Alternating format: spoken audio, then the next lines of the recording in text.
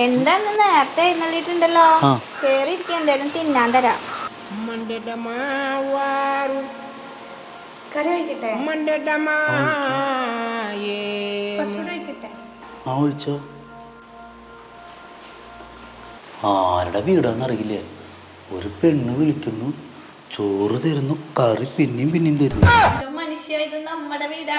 നീയാണോ ഇതൊക്കെ ഉണ്ടാക്കിയേ? അല്ല, നിങ്ങളുടെ അല്ലാതെ പിന്നെ ഇവിടെ നിങ്ങൾക്ക് വെച്ച് തരാൻ വേറെ ആരാ ഉള്ളത്? ഇതൊക്കെ നിന്റെ ഭർത്താവ് കണ്ട പ്രശ്നമാവില്ല. നിങ്ങളല്ലേ എന്റെ കഴുത്തിൽ കെട്ടിയേ? നിങ്ങളല്ലേ എന്റെ ഭർത്താവ്? ഞാനിവിടെ നിന്ന് കഴിച്ച കാര്യം നീ എന്റെ ഭാര്യയുടെ അടുത്ത് പറയില്ലേട്ടാ. കാലമാടാ, ഒരെണ്ണം തന്നാണ്ടല്ലോ. ഞാനല്ലേ നിങ്ങളുടെ ഭാര്യ? ഇന്ദ്രജാലം. എന്റെ ഭാര്യയും നിന്റെ ഭർത്താവും ഒരുമിച്ചിരുന്ന് ഭക്ഷണം കഴിക്കുന്നു.